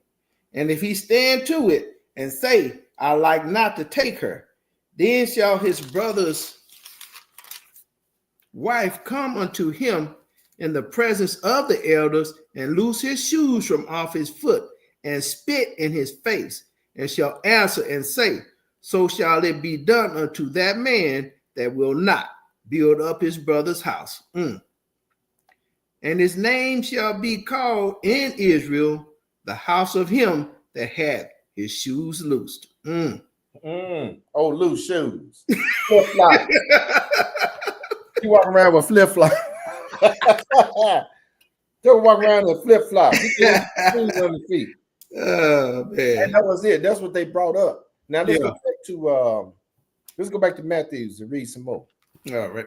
See, they always refer you back to the law, right? Yeah. Yeah. So how the word of the law can be done with, they bring it up here. See what I'm saying? Matthews said, Master Moses said, if a man die having no children, and his brother should marry his wife and raise up seeds unto his brother. So they knew that. But what did Messiah say? Verse 25. Go ahead. They still talking. Go ahead and read. Now there were with us 7 brethren. Yeah. And the first, when he had married a wife, deceased, and having no issue, left his wife unto his brother. Likewise the second also, and the third unto the 7th. And last of all, the woman died also. Therefore, in the resurrection, whose wife shall she be of the 7? For they all had her. Yahshua answered and said unto them, ye do err, not knowing the scriptures, nor the power of Elohim. For in the resurrection they neither marry, nor are given in marriage, but are as the angels of Elohim in heaven. Now stop right there, man. That's the only reason we do all this marriage stuff, so male and female can cohabitate and repopulate, right? Yeah. And they supposed to be, the male supposed to be in tune with the spirit, with the Father, even Yahshua, right? And the wife supposed to learn from the husband, right? Yes, sir. That's the perfect order. Yeah. That's the only reason you marry, to repopulate the earth. Yeah. And to continue on the word of Yah and the nation. When you in the spirit, you don't have to worry about doing all that stuff. That is for flesh and blood purpose only. Yeah. I should say that. Yeah. There ain't gonna be no flapping up in heaven, in the kingdom, rather. Yeah, ain't gonna be no flapping in there. Oh, well, I told man, my whole goal would be the first resurrection. I don't want to go into the new kingdom with 7 wives and let somebody else handle that task. The first resurrection. And let me do some of the service and stuff. Y'all gonna do all the stuff you want to. All them other problems that comes with it. You know what I'm saying? Yes, sir. I want to be sealed in there so I don't have to worry about the second death. That's what I'm on. Yes, sir. No, I'll praise it, brother. All the Joe was talking about, yeah, man, we go back to the land, we're gonna have all these wives and all this. That's hey. Do your thing. Do what you want to do. What verse? 31. Go, sir. But as touching the resurrection of the dead, have ye not read that which was spoken unto you by Elohim, saying, I am the Elohim of Abraham and the Elohim of Isaac and the power of Jacob. Elohim is not the power of the dead, but of the living. He said, man, look, he already knew that the Sadducees that believe in the resurrection. Now you want to come and ask me a resurrection question. Right. But since we on the resurrection question, let me hit you about the resurrection of the dead. That's why he hit him right here. He said, he's not the Elohim. He's God is not the Elohim of the dead. We talking about the spiritual dead and physical, the one gonna be thrown in the lake of fire. Right. The living. We talking about the one. I'm the God of the ones gonna make it in the kingdom. That's right.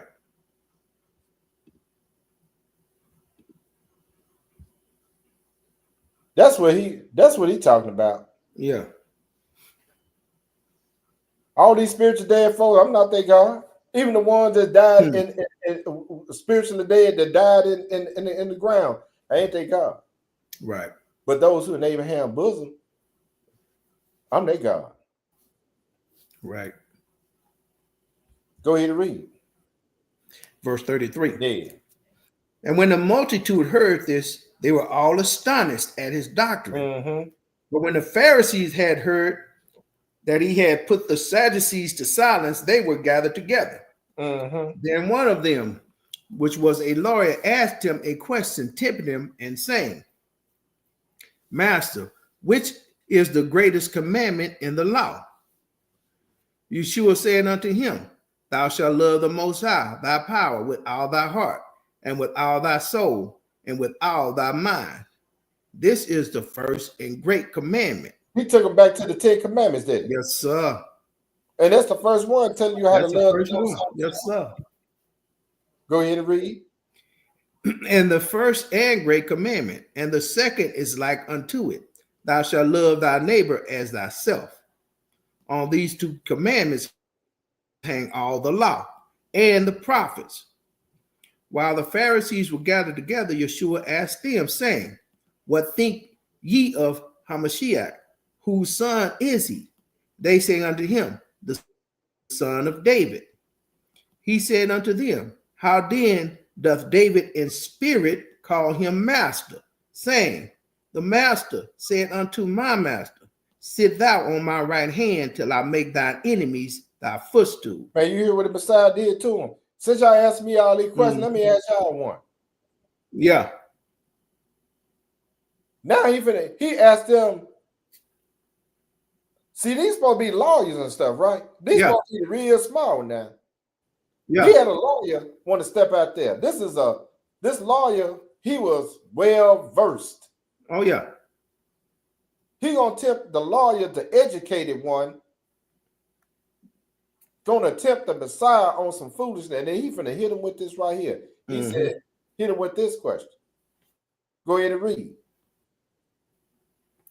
And no man was able to answer him a word, neither does any man from that day forth ask him any more questions. So we hit him with the question. Since y'all so smart, answer this for me. Riddle me this. He said, from that day forward, the Pharisees, Sadducees, Herodians, the lawyers, and every last one of them jokers that followed him that day ain't asking no more questions. Yeah, they were shut down. But guess what? They were still plotting, but still, they just didn't ask him no more questions. Not that day they did. Yeah. Let's go to the last spot. Let's go to Titus chapter 1. This is what you got to do, man. When Joker follow you around, asking you all these old stupid and unlearned questions, man. You got to be ready for them. Then you got to put them, especially ones who try to clown you out in front of everybody. You got to hit them with that. After you finish me asking you all these silly questions, I got something for you.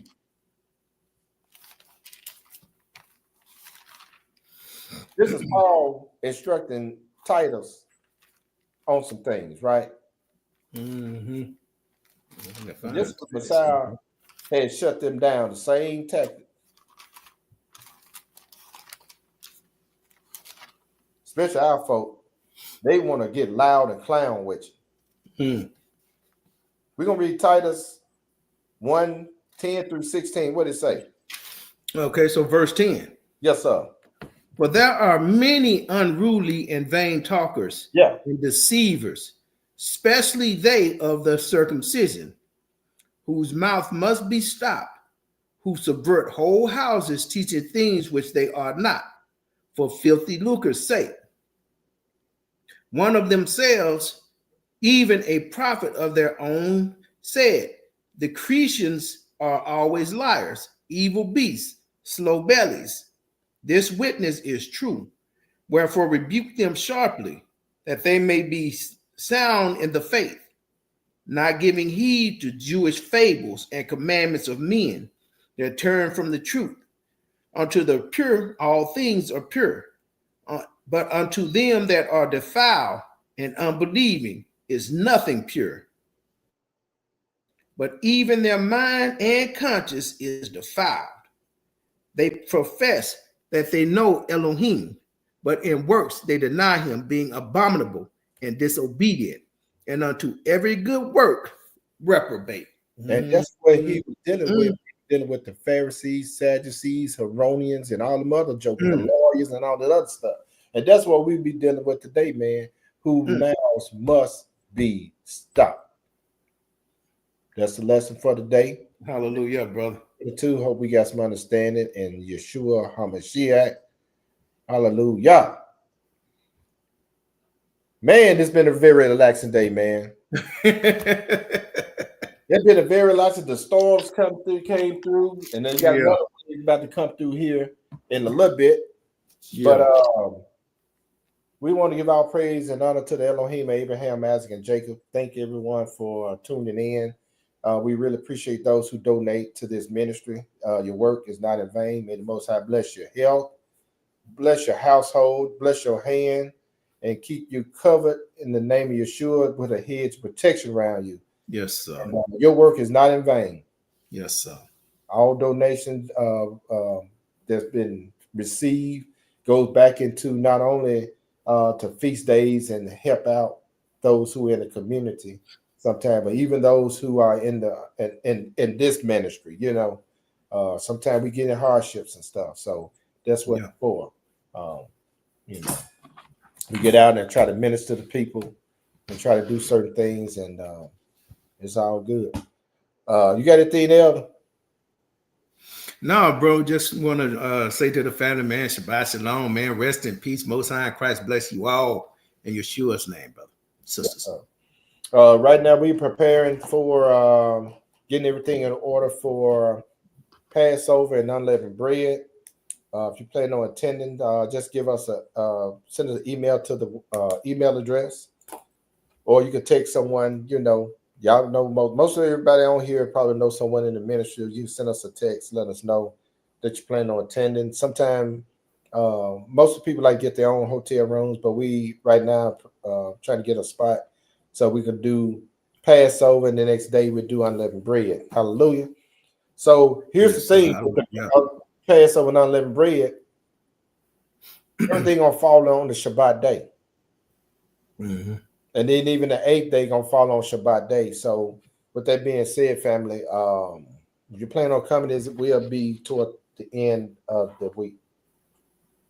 But that's all I got. I hope I'm not forgetting anything. Hey, let's remember to pray for one another. Yes, sir. Strengthen one another. And keep each other in prayer, man, and travel mercy for those who are out on the road, who have to travel, whether it's work or, you know, to and fro. May the Most High give you travel mercy upon you and your household. Yes, but with that being said, we go ahead and stand and close out, my brother. Oh, praises. That'll put us at the 3 o'clock prayer. Oh, okay. Our Father, which art in heaven, hallowed be thy name. Thy kingdom come. Thy will be done in earth as it is in heaven. Give us this day our daily bread, and forgive us our debts as we forgive our debtors. And lead us not into temptation, but deliver us from evil. For thine is the kingdom, and the power, and the glory forever. Amen. Hallelujah. Hallelujah. Hallelujah. Hallelujah. Hallelujah. Praise the mighty Yah. Praise the mighty Yah. Yeah. Yes, sir. Yes, sir, man. Oh, praise, brother. Hey, man, y'all got some more of them tacos over there? Hey, man, no. Just quick, real quick. Street ministry probably ain't gonna go out today, but anybody who in the area, Dre got some thing going on, a little dinner at his house. So I'm gonna follow out there for a few minutes. Okay. Yeah, just cause I said I would, but yeah. Dre is putting on the feast today. So yes, sir. I might get on down. That's right, because today it was a 2-day event. Yeah. 2-day deal. Okay. Yes, sir. All right, Dre, I'm coming with an empty gut. I'm just driving, man. I don't even think I'm gonna move today. You're cold. You coming out? Mm-hmm. Hey, I want to shout out her, man. I saw Miss Bates in here. Sister, Oh, I yeah. miss you, sister. Most High in Christ bless you, sister. Sister Bates. Yeah. That was a faith. That's a faithful man. She was living close. And, you know, I won't be surprised she pop up next week. You know, praise to the Most High. You know what I mean? That's Sister Rad. She know she get it. She get there, man. Yes, sir. It'd be good to see her. And the rest, you know, and a few other people on here, man. It would be good to see y'all on here. See Warriors. Yeah. Warriors the only brother I know shorter than me, man. Yeah. You know that, Hebrew? One soul for life. It'd be Yes, good to sir. see y'all. Who else on here? Well, you know, we see the rest, everybody else on here. Yes, sir. And there's some other people on the other channels that not popping up. But anyway, peace and bless to you all. Enjoy the rest of your Shabbat. Yes, sir. I'm Shaq. All right.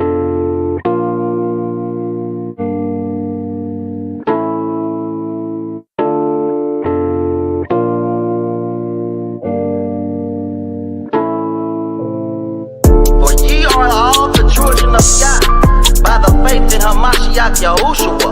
For as many of you as have been baptized into Hamashiach have put on Hamashiach. There is neither Jew nor Greek, there is neither bond nor free, there is neither male nor female. For ye are all one in Hamashiach Yahshua. And if ye be Hamashiach, then are ye Abraham's seed and heirs according to the promise. He prophesied he be crucified, then he died and he rose up. I'm so thankful that he chose us, a chosen seed of royalty, kings and priests that truly believe in the prophecies. I had to wade in the water, kill that old man. Now he's floating up the creek, now I'm floating through the streets, trying to see who I can reach. Out the sick and the weak, or the blind that can't see. From the sons and the daughters, to invite them to the feast. Come on in and sup with me while we focus on the King. Come in, have a seat. The wedding ceremony's about to begin. We ain't brewing just for show, got them garments on, and we in our patience, so you know it's a mind thing. Inwardly we focused on the King, so outwardly he counts us as a seed of who? Abraham, we the seeds of Abraham. Who? Abraham, we the seeds of Abraham. Okay. The seeds of Abraham, we the seeds of Abraham. Righteous mind state, exceeding the Pharisees. Righteous mind state, exceeding the Pharisees. You focused on carnal law, I'm looking toward spiritual things. The tabernacle, made by Yah, not defined by mortal men. My heart focused on the substance, evidence of things unseen. Faith-based, you focused on works, he got a gate. Fake works alone won't justify you. You must believe in Messiah facts. Dropping the knowledge to break the backs of the heathen. Some have forsook it, spiritual treason on the rise. Content for the faith, receive the prize. Yeah, Jude 1, it's gonna be a struggle. They telling lies on the father and son, but love we under the gun. Don't give up, just steadfast. You'll be counted as one. We ain't brewing just for show, got them garments on, and we in our patience, so you know it's a mind thing. Inwardly we focused on the King, so outwardly he counts us as a seed of who? Abraham, we the seeds of Abraham. Who? Abraham, we the seeds of Abraham. Okay. The seeds of Abraham, we the seeds of Abraham. Righteous mind state, exceeding the Pharisees. Hey, we elected and chosen, you can tell by the root. And in the spirit I'm bold, and you can tell I'm a brew. I ain't gotta show my kindred, but I'ma rock them fringes. Ain't about what's on the outer cup, it's all about what's in it. We full of living water, we see the world just how it is, don't need no 3D goggles. We in this cause we believe, and by his truth we are free. It's all written in this book, get a reward for your deeds, so where your mind at? Every day it's Matthew 6:33. On the inner performance, spiritual surgery. Look, if you exceed, you will do the works. Faithfully move it, y'all command it, and always put them first. Now you know. We ain't brewing just for show, got them garments on, and we in our patience, so you know it's a mind thing. Inwardly we focused on the King, so outwardly he counts us as a seed. Abraham, we the seeds of Abraham. Abraham, we the seeds of Abraham. The seeds of Abraham, we the seeds of Abraham. Righteous mind last day exceeding the Pharisees.